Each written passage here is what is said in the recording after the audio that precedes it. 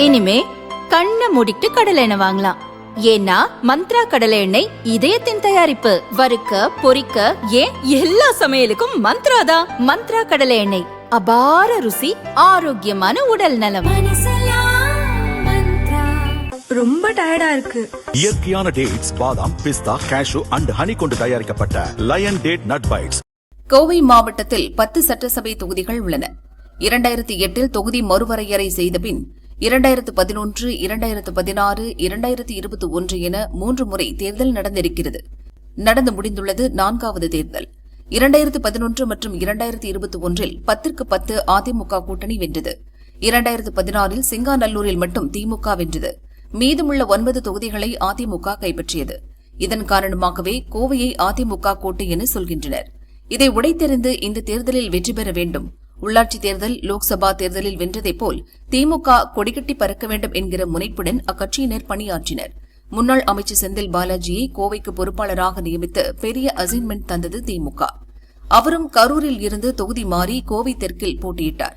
வழக்கத்திற்கு மாறாக இந்த முறை திமுக, அதிமுக, நாம் தமிழர், தாவேகா என 4 முனை போட்டி இருந்தது.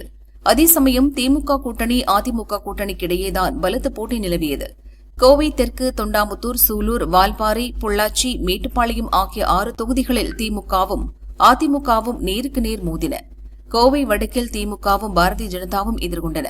சிங்காநல்லூர் மற்றும் கவுண்டம்பாளையத்தில் அதிமுகவும் காங்கிரசும் மோதின.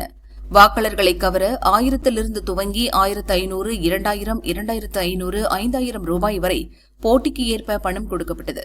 அதிகபட்சமாக கோவை தெற்கு தொகுதியில் 5000 ரூபாய் வழங்கப்பட்டது. பணம் கிடைக்காதவர்கள் கட்சியினருக்கு போன் போட்டு நச்சரித்தனர். கட்சி நிர்வாகிகள் பலரும் பணத்தை அமுக்கிவிட்டனர். அதனால் ஓட்டுப்பதிவில் பாதிப்பு வருமோ என்கிற பயமும் வேட்பாளர்களுக்கு ஏற்பட்டுள்ளது. அதேபோல பணம் பெற்றவர்களும் அந்தந்த கட்சிக்கு ஓட்டு போடுவார்களா என்கிற அச்சமும் கட்சியினரிடம் இருக்கிறது.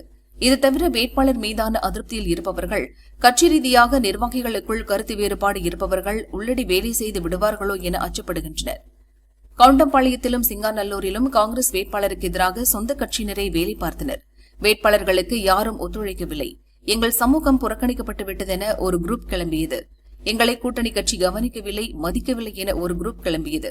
இத்தனை நாள் பாடுபட்ட எங்களுக்கு மரியாதை இல்லை, அதனால நாங்க தாவேகாவுக்கு ஓட்டு போட போறோம் என காங்கிரஸ் கோஷ்டிகள் வெளிப்படையாகவே கூறின. இப்படி பல சவால்களை தாண்டி பாரம்பரிய கட்சிகள் வெற்றி பெறும் முனைப்புடன் உள்ளன.